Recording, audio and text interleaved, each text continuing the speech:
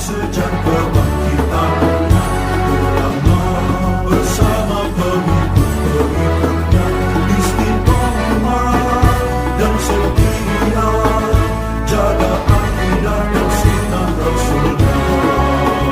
Alhamdulillah segala puji baginya ulama bersama pengikut-pengikutnya istiqomah dan setia menjaga agama nusa dan bangsa. Mari kuatkan niat kita, kita bulatkan tekad kita, terus lanjutkan amal kita, mengembangkan hikmah kita. Assalamualaikum warahmatullahi wabarakatuh.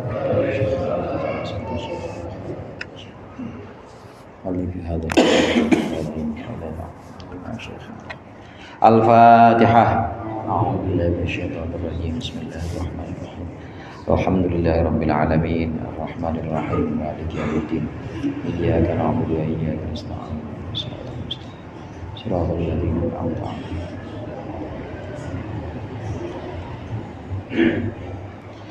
Bismillahirrahmanirrahim. Alhamdulillahil muallimit thullabi wa musahhilil khairi liman yata'allamu. Thumma assalatu wassalamu 'alan nabi wa alihi wa sahbihi jayuzamu. Ya Rabbana kaffir 'anna dhunubana wa walidina wa liman huwa muslimu.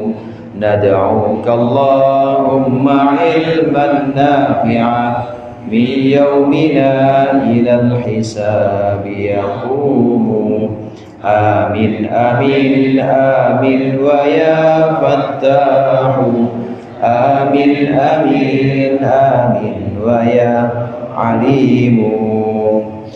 Alhamdulillah, alhamdulillahil awwalil akhir, al-batinil zahir, wassalatu wassalamu ala sayyidina Muhammadin tahiril fakhir wa ala alihi wa ashabihi dzawil ula wal mafakhir. Amma ba'd, fa inna ahsanal hadithi kitabullah wa khairal hadi hadi Muhammadin sallallahu alaihi wasallam wa syarrul umuri muhdatsatuha wa kullu muhdatsatin bid'ah wa kullu bid'atin dhalalah. Segenap jamaah Masjid Al-Ikhlas, para ustaz, para hujjaj, para sesepuh, hadirin sekalian yang dirahmati oleh Allah.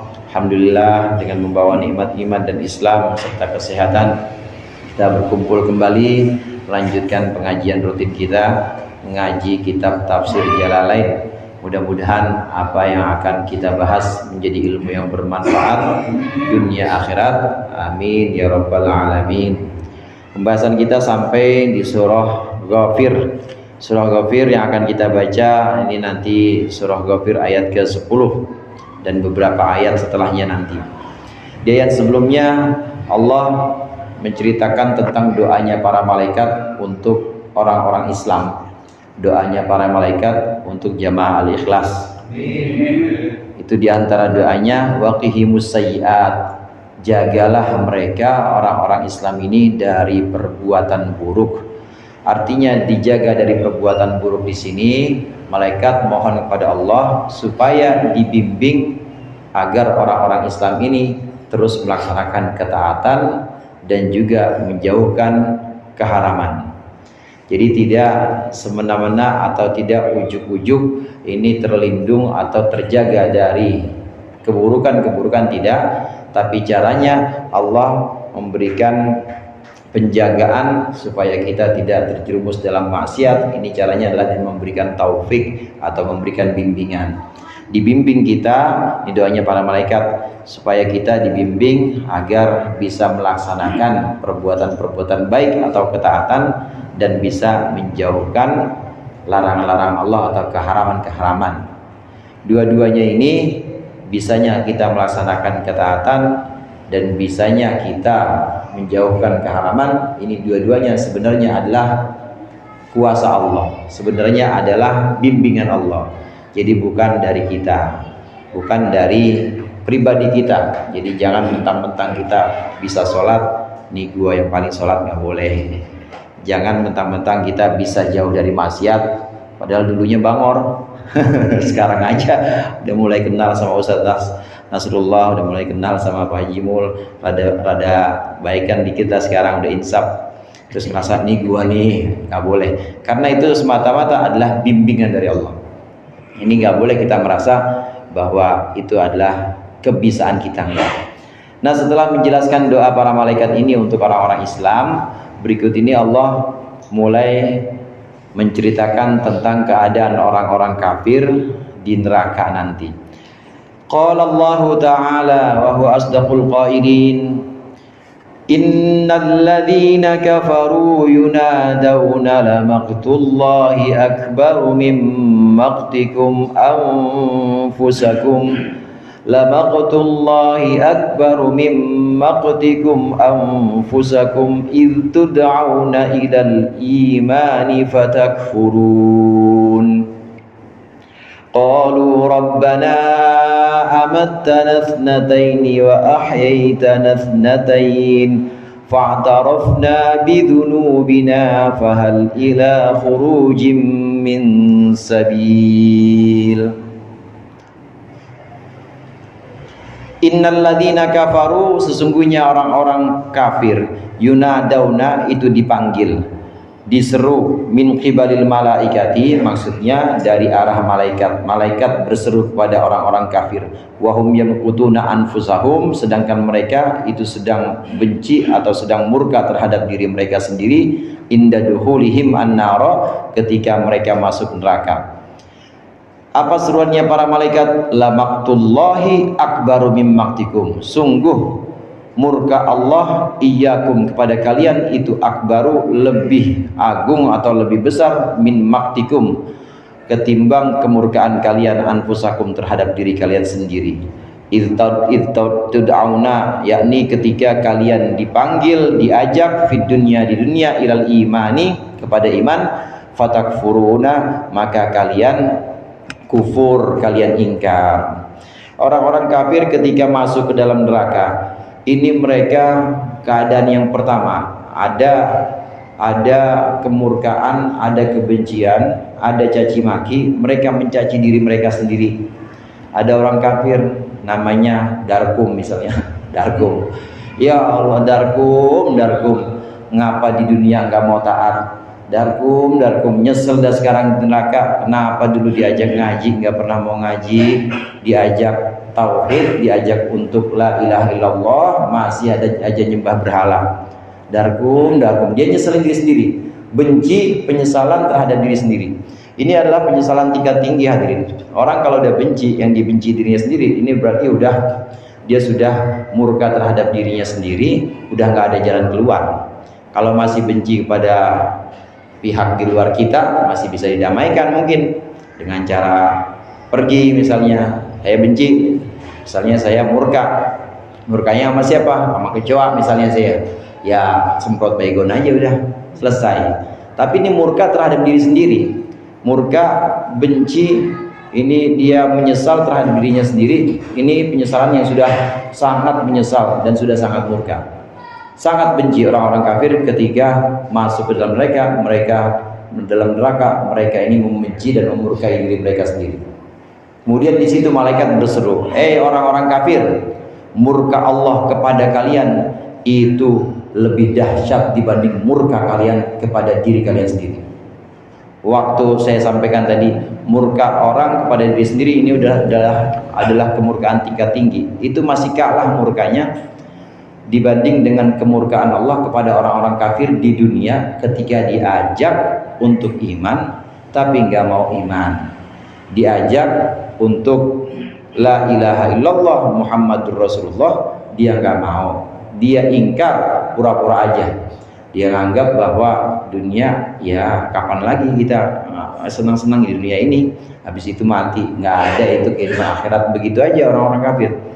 Begitu aja keyakinan mereka atau sudut pandang mereka, pandangan hidup mereka menyatakan bahwa ini hidup di dunia ya harus kaya-kayanya, Hidup di dunia ini harus semulia-mulianya. Di dunia ini harus sejaya-jayanya. Jangan sampai jadi orang yang kalah. Nggak pernah dia memikirkan akhirat, lupa sama akhirat. Begitu diajak, diundang oleh panggilan Allah, panggilan Rasulnya supaya mendahulukan akhirat, jangan ngumpulin dunia terus, jangan mengagungkan dunia, nggak mau dia, ingkar kufur. Saat itu ketika di dunia, wahai orang-orang kafir, saat kalian tidak memenuhi panggilan Allah, ini Allah murka kepada kalian.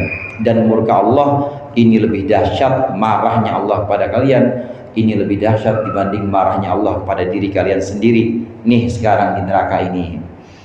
Hadirin jamaah rahimakumullah, orang-orang kafir ini memang dia ketika diundang, yud'auna di sini artinya didakwahin. Didakwahin itu artinya diundang. Diundang, kalau diundang kan berarti sayang, Pak. Orang kalau mengundang berarti sayang, diajak diundang itu. Kalau ngajak itu berarti dasarnya adalah sayangnya Allah kepada hamba-hambanya. Allah mengajak hamba-hambanya untuk menyembahnya saja.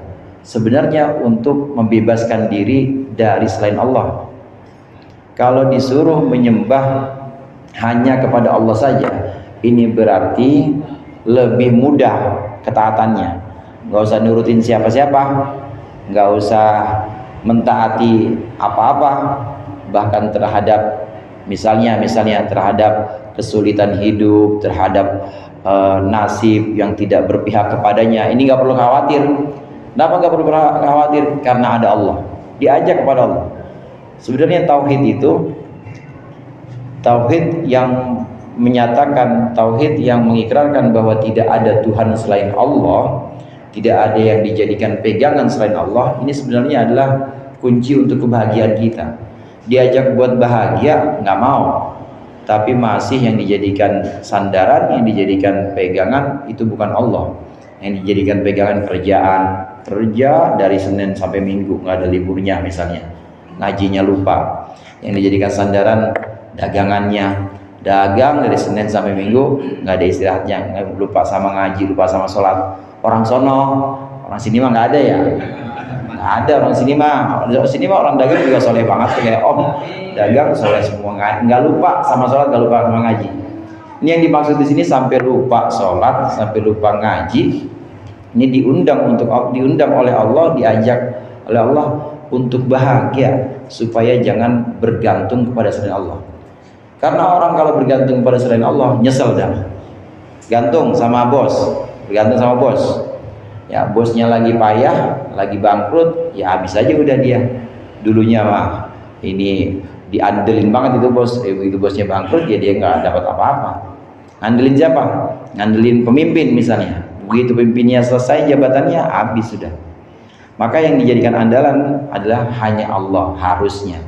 Orang-orang kafir diajak oleh Allah di dunia untuk iman kepada Allah, kepada Nabi Muhammad. Kenapa kepada Nabi Muhammad? Karena Nabi Muhammad yang mengajarkan dan menyampaikan ini dia ogah, dia menolak undangan ini, menolak panggilan ini. Maka murka Allah ini lebih dahsyat dibanding murka mereka terhadap diri mereka di neraka ketika masuk neraka. Qalu rabbana amattana ini. Tapi meskipun malaikat berseru begitu, ini orang-orang kafir masih terus dia mengeluarkan keluhannya. Rabbana, wahai Tuhan kami, kata orang-orang kafir. Amattana ini, amattana, engkau mematikan kami ithnataini, dua kali. Imatataini maksudnya dua kali mati.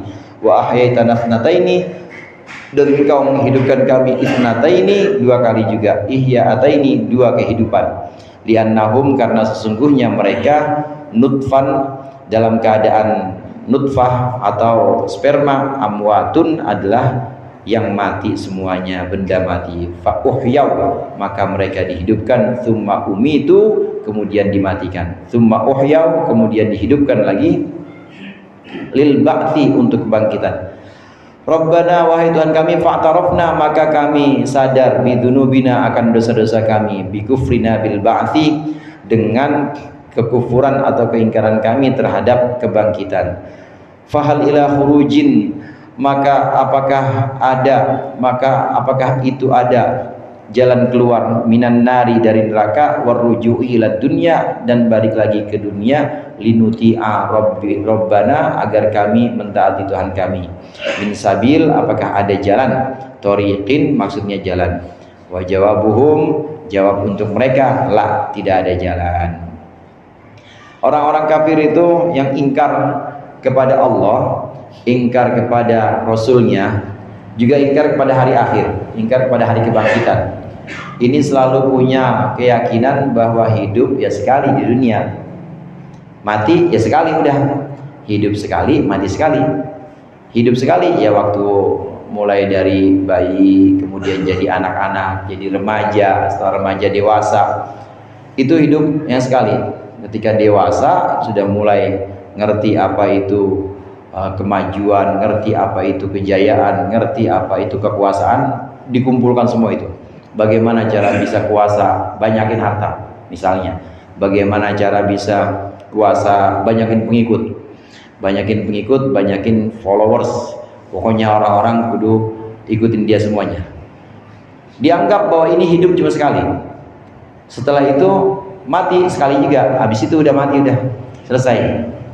Ini keyakinan orang-orang kafir, anggapan orang kafir yang ingkar kepada hari kebangkitan. Ini menganggap bahwa hidup cuma sekali, ya mati sekali. Karena hidup cuma sekali, maka kejar sebanyak-banyaknya dunia, maka kejar setinggi-tingginya kekuasaan, kemuliaan. Selalu punya keyakinan seperti ini orang-orang kafir. Mati sekali juga. Nah ternyata salah sangka, mereka salah sangka di neraka ini. Kemudian mereka menyebutkan lafaz atau kata-kata yang barusan ini, ya Allah, ya Tuhan kami, benar ternyata Engkau mematikan kami 2 kali dan Engkau menghidupkan kami 2 kali. Rabbana amat tanat nata ini, ya Allah, ya Tuhan kami, Engkau mematikan kami 2 kali. Maksudnya hadirin, bukan hanya orang kafir, kita ini 2 kali mati. Mati yang pertama kapan? Mati yang pertama waktu kita masih nutfah. Nutfah itu sperma. Tahu sperma Pak? Om Bobby tahu ya? Iya. Singkatannya PJ. Sperma itu nutfah. Itu benda mati, sperma itu. Sperma benda mati, nggak bisa gerak, nggak bisa apa. Waktu kita masih bentuk sperma, kemudian ada di tulang sulbi orang tua kita, ini adalah benda mati. Artinya itu kematian pertama kita itu di situ saat kita menjadi sperma. Nah kemudian setelah itu baru Allah takdirkan masuk ke dalam rahim ibu kita, masuk ke dalam rahim ibu. Sedemikian rupa Allah jaga dengan para malaikatnya yang bertugas untuk menjadikan sperma itu sebagai daging. Nanti dari daging dibungkus lagi dengan tulang, tulang dibungkus lagi dengan daging. Sedemikian rupa sampai akhirnya ditiupkan ruh, lahir. Udah 9 bulan maksudnya, 9 bulan lahir. Ini hidup. Nah kematian pertama ini ketika nutfah atau ketika masih berbentuk mani, sperma. Mani itu benda mati. Orang dari makanan itu Pak, dari makanan orang tua kita kan makan. Orang tua kita kan makannya ya sama kayak kita, beras. Beras apa nasi? Nasi ya, dimasak sih ya. Nasi, makanannya nasi. Nanti ya kadang-kadang ada makan pindang, ya makan rendang, daging, atau ada juga kangkung aja mau toge, kangkung toge, pokoknya dari situ ya, dari benda mati itu, dari benda mati itulah ada yang kemudian dipilih, ada yang kemudian secara pencernaan dari dalam tubuh kita ini ada yang kemudian dipilih atau dikhususkan untuk jadi sperma. Jadi apa itu? Benda mati semua. Itu kematian pertama, kematian pertama kita. Tapi keunikannya dan juga keagungan Allah, maha sempurna dan juga maha kuasanya Allah, dari makanan yang khusus ini, yang sudah merupakan saripati makanan, ini memang ada potensi. Baru potensi Pak, baru potensial, belum aktual, belum aktif belum, tapi masih potensi. Ada potensi untuk jadi manusia kalau masuk ke dalam rahim. Tapi sebenarnya mati masih. Ini mati yang pertama. Kemudian mati yang kedua, ketika sudah remaja, kemudian dewasa, tua, ya udah waktunya meninggal. Ini mati yang kedua. Mati yang kedua ketika sudah habis ajal atau waktu hidup di dunia, maka kemudian mati yang kedua. Kemudian wahai tanat-nata ini, engkau menghidupkan kami 2 kali. Hidup 2 kali, ya sekarang ini yang lagi ngaji, yang lagi di pasar, yang lagi narik. Ini semua hidup yang pertama. Nah, kehidupan yang kedua kemana? Kehidupan yang kedua nanti. Kehidupan yang kedua ketika Allah sudah tiupkan, perintahkan malaikat Israfil untuk meniupkan sangkakala yang kedua, itu kita bangkit hidup lagi. Bahkan sebelum ditiupkan sangkakala, ini di alam barzakh kita juga sudah hidup lagi. Nanti ketika mati artinya mati di sini sudah terlepas ruh kita dari jasad, mati. Nah, kematian ini hanya sementara, kemudian Allah kasih ruh lagi, hidup lagi di situ untuk menerima kenikmatan kubur untuk jamaah al-ikhlas. Ya, kalau orang-orang kafir ya siksa kubur jadinya. Ini menerima kenikmatan, artinya menerima kenikmatan ya berarti di situ hidup juga. Di alam barzakh ada kehidupan. Kenapa disebut kematian ini kematian yang kedua? Mati memang hanya sementara, kemudian tetap nanti akan hidup lagi. Maka disebut dengan kiamat sugro. Qoma yaqumu qiyaman, itu artinya berdiri. Kenapa disebut berdiri? Karena nanti 7 langkah orang-orang yang nganter ke kuburan pulang disuruh bangun lagi sama malaikat. Ayo bangun. Bangun. Man rabbuka, bangun itu. Nanti kita juga bakal dibangunin. Man rabbuka, ditanya, siapa Tuhanmu? Yang tadinya tidur miring ke arah kiblat dengan sisi sebelah kanan, kiri yang lahat, tapi suruh bangun. Nah, maka disebut dengan bangun atau kiamat. Maka disebut dengan kiamat sugro. Kenapa kiamat sugro? Karena ini bangun yang lingkupnya perorangan. Pasti bangun itu. Pasti nggak ada yang rebahan. Ya, malaikat datang rebahan, ditendang malaikat, suruh bangun, suruh jawab pertanyaan. Ada pertanyaan-pertanyaannya. Nah, bangun yang pertama ini kiamat sugro namanya. Ini kehidupan yang kedua. Jadi Allah menghidupkan kita 2 kali dan juga Allah mematikan kita 2 kali.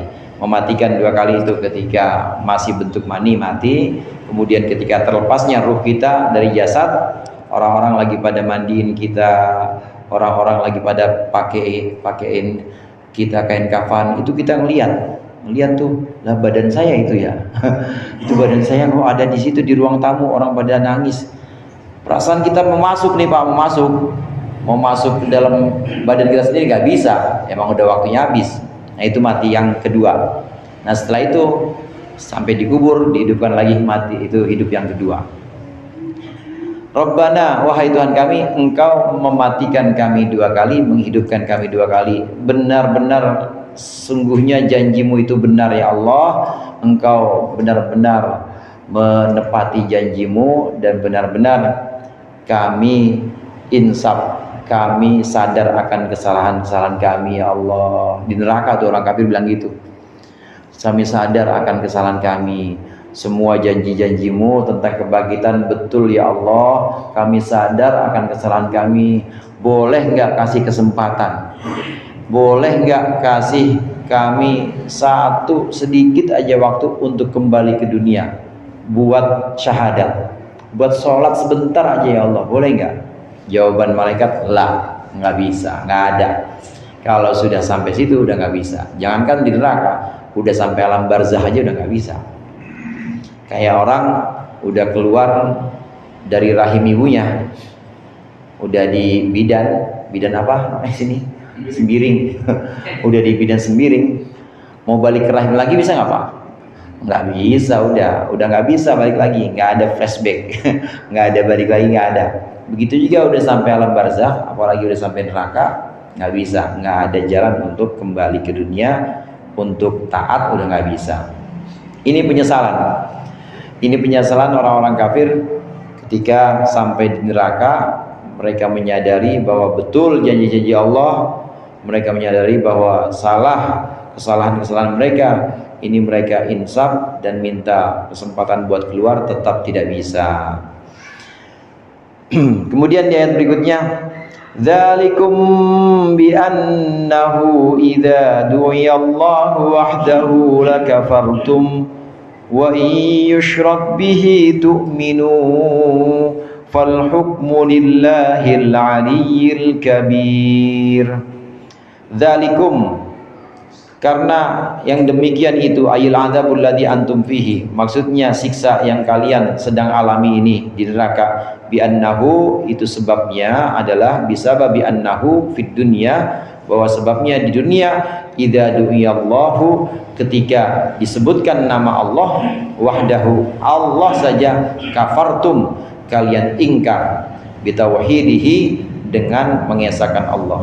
Wa yusyrak bihi, tetapi apabila disebutkan bihi dengan Allah, yuj'al lahu syarikun, maksudnya dibuat untuk Allah syarikun, sekutu yang menemani Allah, tu'minu, kalian malah iman, kalian malah membenarkan, tusaddiqu bil isyraki, kalian membenarkan persekutuan itu, persekutuan Allah.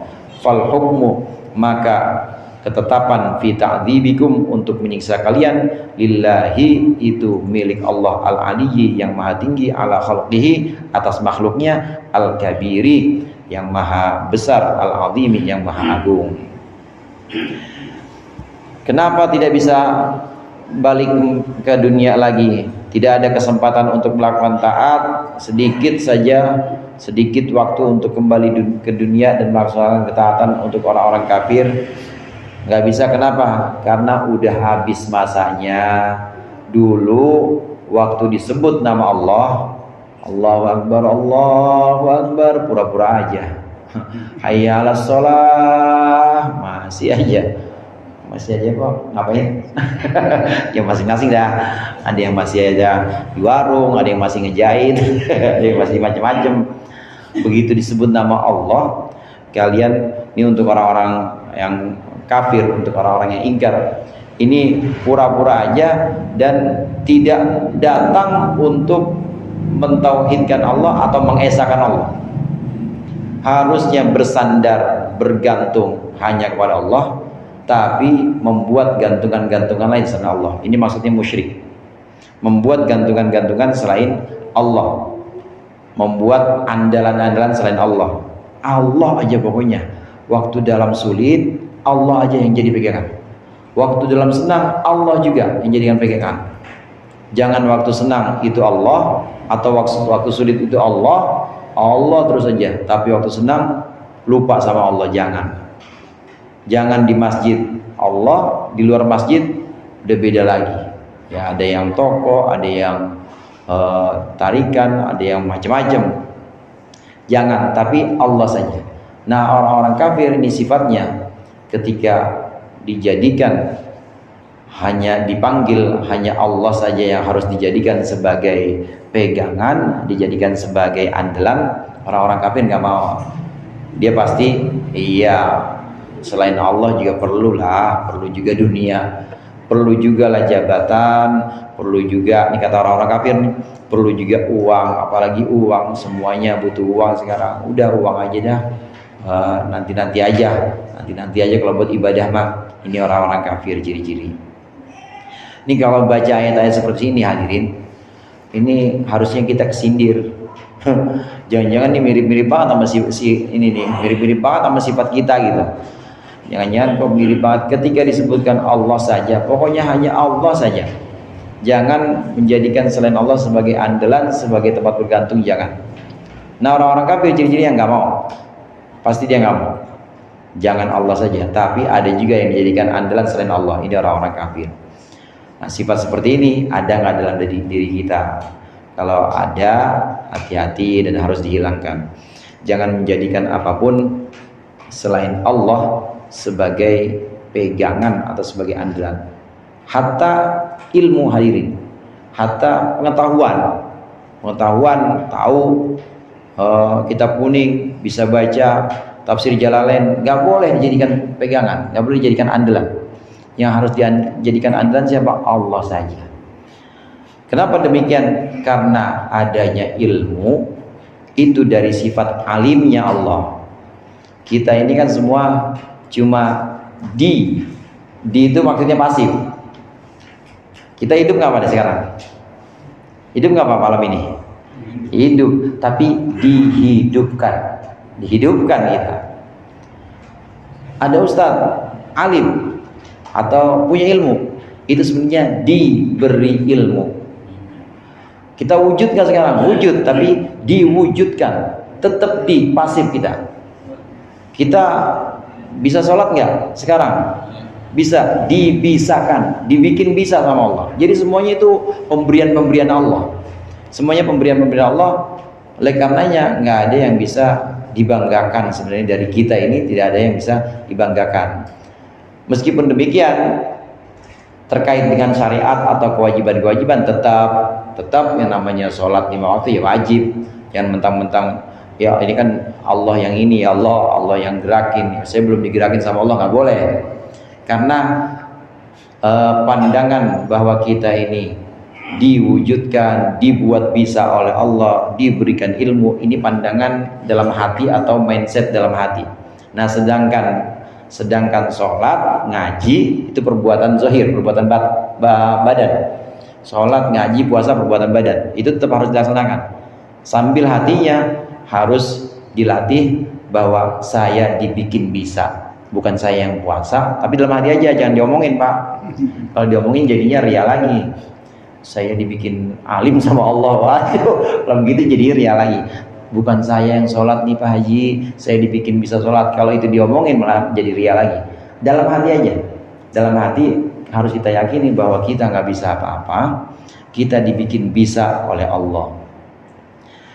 Nah, orang-orang kafir ini punya sifat selalu menyekutukan Allah. Selain Allah, dia selalu menjadikan sesuatu selain Allah sebagai andalan, sebagai pegangan. Mungkin bentuknya bisa harta, mungkin bentuknya bisa jabatan, bahkan mungkin bentuknya bisa pengetahuan, ilmu, kekuasaan dan lain sebagainya. Nah, tidak boleh kita menjadikan selain Allah sebagai pegangan, sebagai andalan, hanya Allah saja. Ini maksud dari asyhadu an la ilaha illallah, maksudnya. Maksud dari la ilaha illallah. Kenapa harus ada syahadat Rasul? Wa asyhadu anna Muhammadar Rasulullah. Karena yang memperkenalkan kita dengan yang barusan kita bahas, yang memperkenalkan kita dengan tauhid, yang memperkenalkan kita dengan sikap batin, bahwa kita harus dalam batin kita, dalam hati kita harus merasa bahwa la haula wala quwata illa billah, itu yang memperkenalkan Nabi Muhammad. Kalau nggak diperkenalkan Nabi Muhammad, nggak bisa kita. Makanya harus ada syahadat Rasul, wa asyhadu anna Muhammadan Rasulullah. Asyhadu anna Muhammadar Rasulullah, dan aku bersaksi bahwa Muhammad adalah utusan Allah. Allah mengutus Nabi Muhammad memperkenalkan ini kewajiban-kewajiban zahir, kewajiban badan, salat, ngaji, puasa, kewajiban badan. Dan juga Nabi Muhammad memperkenalkan kewajiban-kewajiban batin seperti at-tabarri minal hauli wal quwwah yang tadi kita bahas, yaitu merasa bahwa kita ini nggak bisa apa-apa. Walaupun kelihatannya kita sholat, dalam hati harus Allah, alhamdulillah saya bisa sholat, alhamdulillah saya bisa sedekah, harus merasa seperti itu. Ketika maksiat harus buru-buru, astagfirullahaladzim, maafkan saya ya Allah, ampuni saya, harus seperti itu. Dan ini yang memperkenalkan seperti ini Nabi Muhammad SAW. Kalau nggak diperkenalkan Nabi Muhammad, nggak bisa kita. Pasti banyak sesatnya kalau nggak diperkenalkan Nabi Muhammad. Kalau tidak diperkenalkan oleh Rasulullah, banyak sesatnya. Ya bagaimana tidak, hadirin? Karena selain setan ini yang musuhin kita atau yang membuat kita jauh dari Allah, itu diri kita sendiri. Di antaranya nafsu. Nafsu adanya dalam diri kita sendiri. Mau dilawan gimana? Ya mau dibunuh, mati kita. Orang dalam diri kita. Syahwat juga dari dalam diri kita sendiri. Syahwat itu keinginan untuk memenuhi perut dan kebutuhan di bawah perut, sejengkal di bawah perut. Maksudnya kelamunan ya, apa? Kemaluan maksudnya. Iya, di bawah pusar. Ya, kepentingan untuk memenuhi perut dan kebutuhan di bawah perut atau kemaluan Ini namanya syahwat. Nah, dengan kebutuhan-kebutuhan ini atau dengan kepengenan-kepengenan perut, kepengenan nafsu itu untuk merasa sekarang bisa ini, besok harus lebih. Itu nafsu namanya. Sekarang ngaji semalam 2 majlis, besok harus 3 majlis, nyari lagi. Besok harus 4 majlis. Ini keinginan seperti ini nafsu namanya. Baik nggak ini? Baik kalau dirangkai, kalau di dalam koridor aturan-aturan Allah. Bagaimana nafsu supaya jadi baik? Nafsu supaya jadi baik itu ada aturan-aturannya. Di antaranya tidak boleh ada kesombongan. Kemudian tetap meskipun rajin ngaji, rajin sholat, rajin jamaah, harus dalam hati harus ada la haula wala quwata illa billah. Itu nafsu bisa bisa reda dengan cara itu.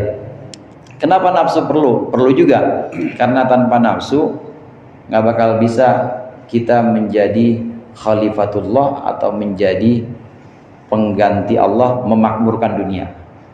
Kalau malaikat, Bapak, malaikat yang disuruh ngurusin dunia, sepi dunia, nggak ada Gandaria City, pasti orang nggak ada nafsunya dan nggak ada kemajuannya, ya begitu aja udah stagnan, jadi statis. Tapi kalau manusia yang ngurusin dunia ada kemajuan. Ada kemajuan, kadang-kadang ada berantem, tapi dengan ada berantem kemudian ada cara atau ada kemampuan buat mengatasi atau manajemen konflik. Dengan adanya kesesatan kemudian ada dakwah, jadi ya dinamis. Nah, inilah fungsinya fungsinya manusia dijadikan sebagai pengganti Allah untuk memakmurkan dunia karena ada nafsunya.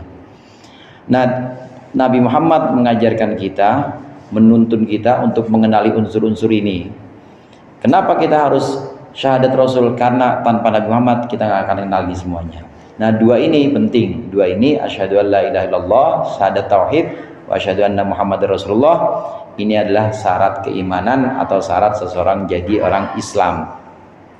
Orang-orang kafir enggan untuk mengucapkan ini. Orang-orang kafir juga enggan untuk meyakini bahwa hanya Allah yang harus dijadikan gantungan atau andalan. Huwallazi yuriikum ayatihi wa yunazzilu lakum minas samaa'i rizqa wa ma yatadzakkaru illa man yunib. Ketetapan hanyalah milik Allah. Ketetapan untuk menyiksa orang-orang kafir, bahwa nanti ada orang kafir, nanti juga ada orang mukmin yang masuk surga. Mudah-mudahan kita termasuk di dalamnya. Ada orang kafir juga. Ini ketetapan ini hanya milik Allah. Allah yang memiliki sifat demikian. Allah yang memiliki sifat yang maha tinggi, yang maha agung, serta Allah yang huwallazi. Allah dialah zat alladzi yurikum ayatihi, yang memperlihatkan kepada kalian tanda-tanda kekuasaannya, dalaila tauhidihi, bukti keesaan Allah, wa yunazzilu lakum minas samaa'i rizqa, dan dia menurunkan untuk kalian dari langit rizqan, rizki, bil matori, dengan hujan.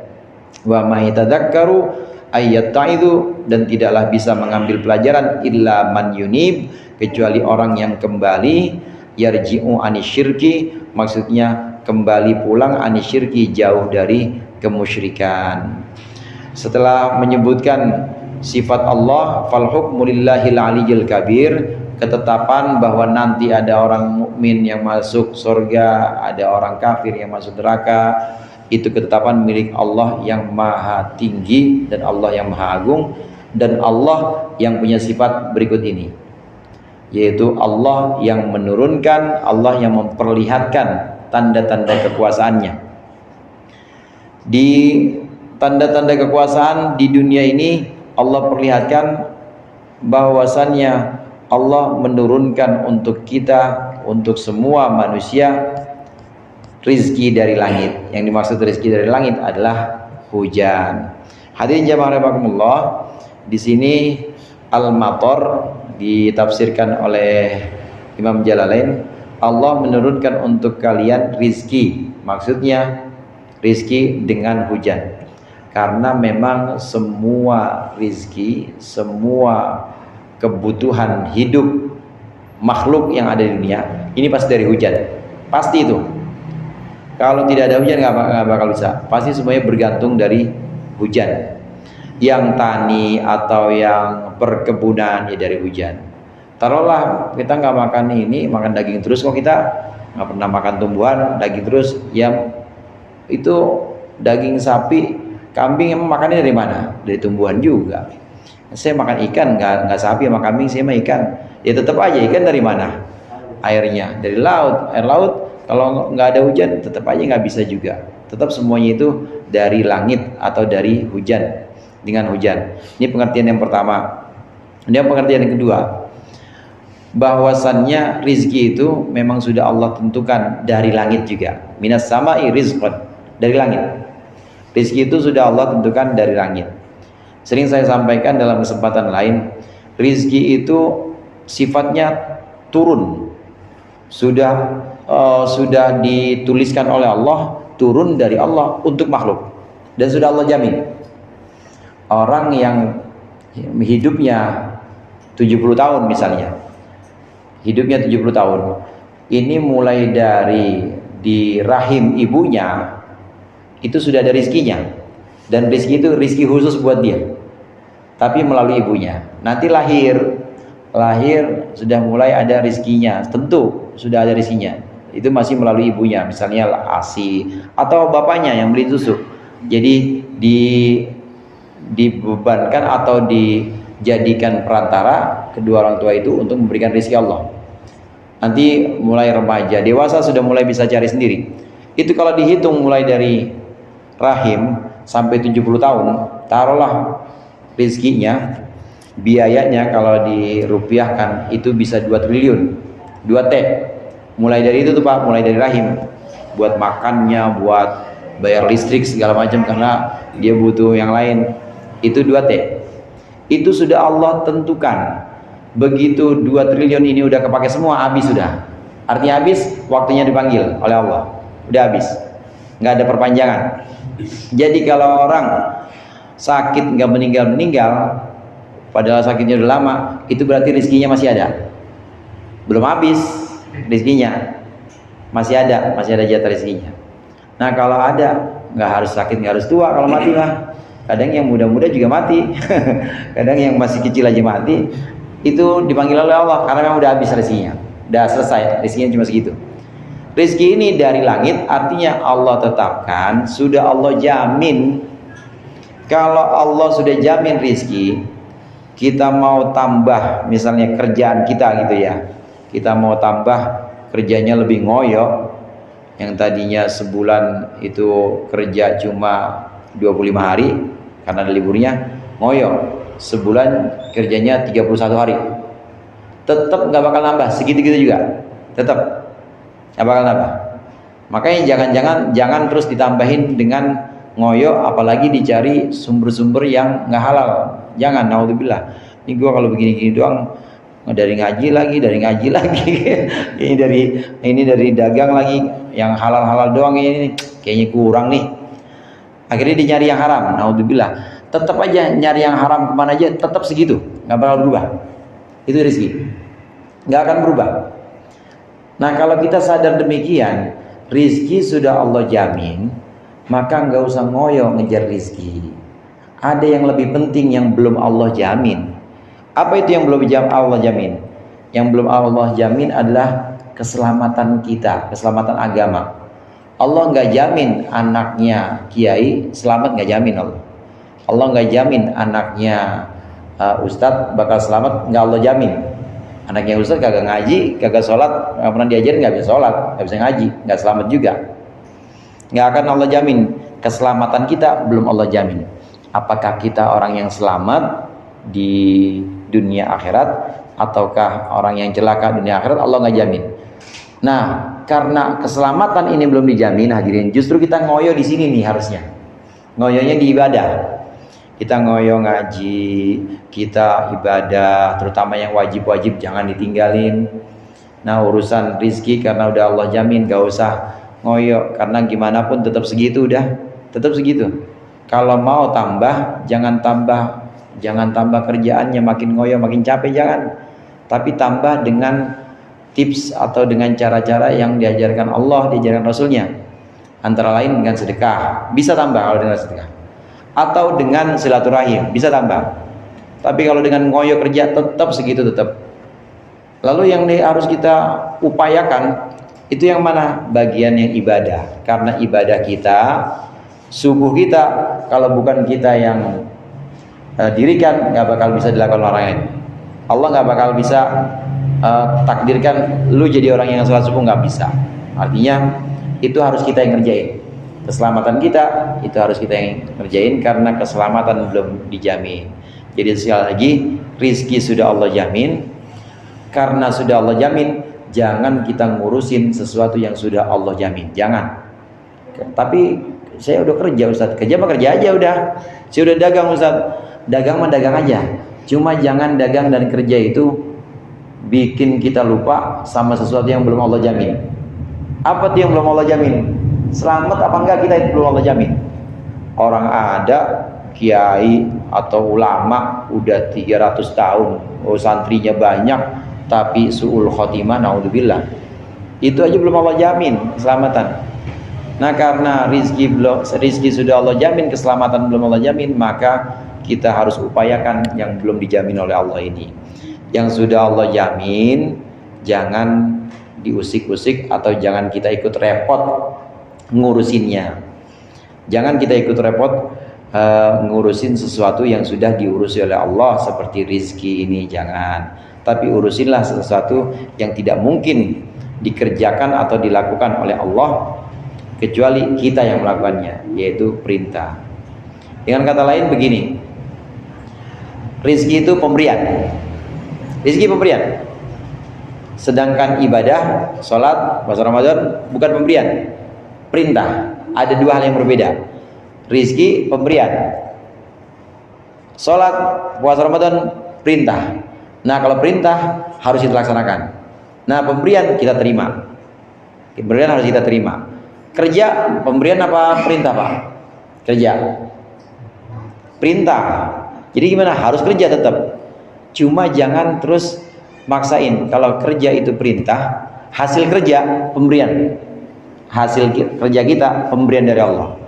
Kalau kita udah tahu bahwa kerja itu perintah, laksanakan aja perintah. Hasil kerja itu pemberian Allah. Jangan terus hasil kerja ini kita komplain, kita demo sama Allah, ngapa segini doang Allah, untung saya, nggak boleh. Karena hasil kerja pemberian. Jadi yang harus kita tegaskan di sini dua hal yang berbeda. Kerja adalah perintah, laksanakan aja perintah. Nah, sedangkan hasil kerja pemberian. Sebagaimana tadi sholat adalah perintah, sholat itu adalah perintah, sedangkan rizki pemberian. Terima aja rizki, nggak usah komplain soal rizki, dan jalankan perintah. Nah, dengan cara ini dengan cara meyakini bahwa rizki sudah Allah jamin karena itu pemberian, sedangkan perintah itu adalah sesuatu yang wajib kita lakukan, maka kita akan lebih mengupayakan perintah. Kita akan lebih ngoyo untuk melaksanakan perintah dibanding ngoyo untuk mencari sesuatu yang sudah Allah takdirkan batas pemberiannya.